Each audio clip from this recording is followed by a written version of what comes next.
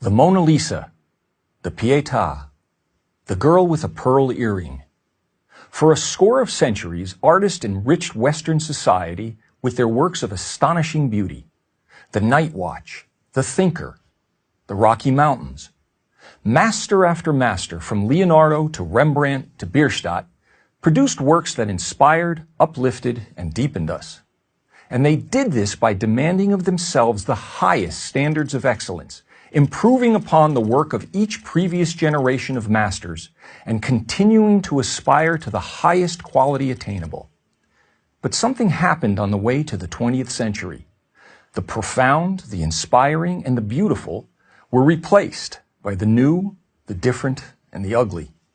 Today, the silly, the pointless, and the purely offensive are held up as the best of modern art. Michelangelo carved his David out of a rock. The Los Angeles County Museum of Art just offers us a rock. A rock. All 340 tons of it. That's how far standards have fallen. How did this happen? How did the 1,000-year ascent towards artistic perfection and excellence die out? It didn't. It was pushed out. Beginning in the late 19th century, a group dubbed the Impressionists rebelled against the French Académie des Beaux-Arts and its demand for classical standards. Whatever their intentions, the new modernists sowed the seeds of aesthetic relativism, the beauty is in the eye of the beholder mentality. Today, everybody loves the Impressionists. And as with most revolutions, the first generation or so produced work of genuine merit.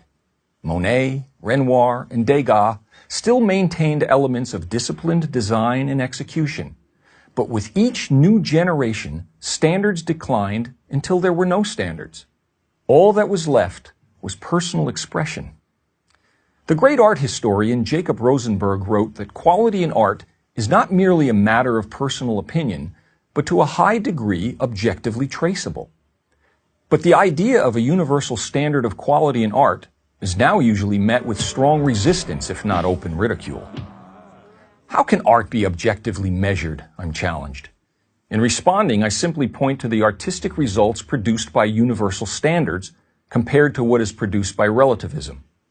The former gave the world the birth of Venus and the dying Gaul, while the latter has given us the Holy Virgin Mary, fashioned with cow dung and pornographic images, and Petra, the prize-winning sculpture of a policewoman squatting and urinating, complete with a puddle of synthetic urine. Without aesthetic standards, we have no way to determine quality or inferiority. Here's a test I give my graduate students, all talented and well-educated. Please analyze this Jackson Pollock painting and explain why it is good. It is only after they give very eloquent answers that I inform them that the painting is actually a close-up of my studio apron. I don't blame them.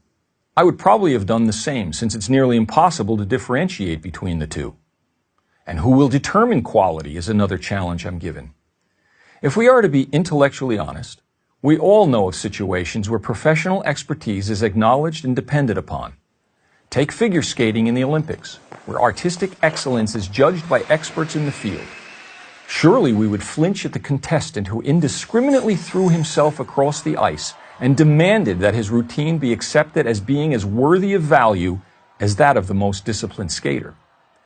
Not only has the quality of art diminished, but also the subject matter has gone from the transcendent to the trashy. Where once artists applied their talents to scenes of substance and integrity from history, literature, religion, mythology, etc., many of today's artists merely use their art to make statements, often for nothing more than shock value. Artists of the past also made statements at times, but never at the expense of the visual excellence of their work. It's not only artists who are at fault. It is equally the fault of the so-called art community, the museum heads, gallery owners, and the critics who encourage and financially enable the production of this rubbish. It is they who champion graffiti and call it genius, promote the scatological and call it meaningful. It is they who, in reality, are the naked emperors of art, for who else would spend $10 million on a rock and think it is art? But why do we have to be victims of all this bad taste? We don't. By the art we patronize at museums or purchase at galleries, We can make our opinions not only known but felt. An art gallery, after all, is a business like any other. If the product doesn't sell, it won't be made.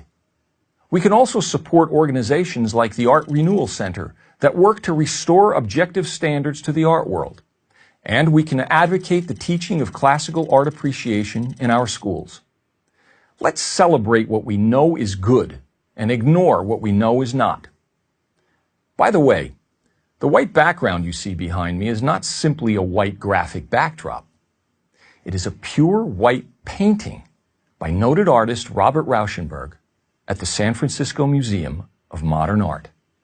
I'm Robert Florzak for Prager University.